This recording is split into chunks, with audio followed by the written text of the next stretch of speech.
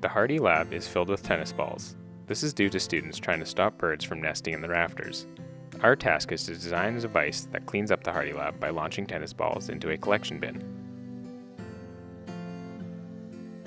We began researching existing devices and came up with a list of objectives that we needed our device to achieve.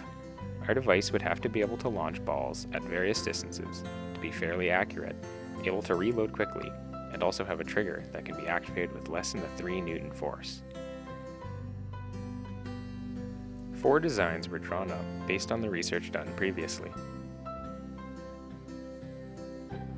The first, a spring cannon with a hopper for storage. The second design was a catapult that uses a spring to launch the ball and a pin firing system. Design 3 resembles a water gun using a plunger system with a spring located inside. The final design was a crossbow-like launcher modified for a tennis ball using a standard crossbow trigger. After considering the manufacturing time, simplicity, and possible power, the crossbow was chosen as the ideal solution as it met many of our objectives and most of the constraints. After analyzing possible trigger solutions, a standard crossbow trigger was chosen for its simplicity, and an analysis of the trigger was done to find how much force from the surgical tubing was possible while still having a 3 Newton pull. After much consideration to the building process and the materials available, a set of working drawings was made. From these drawings, a full SolidWorks model of the crossbow was created, which assisted in making building easier. The design was made using hand tools and mainly consisted of ABS pipe, 1x4 spruce planks, and MDF. Screws, bolts, hose clamps, and tape were all used to fit the components together. The angle of the crossbow may be changed by first unlocking the bolt of the stand.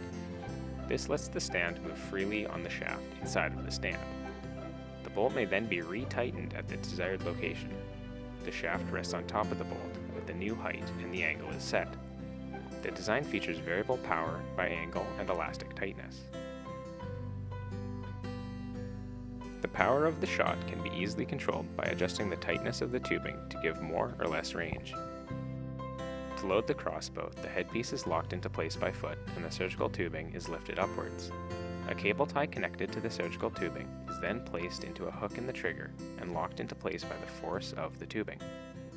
The hair trigger allows the tubing to be freed with minimal amounts of force on the trigger finger.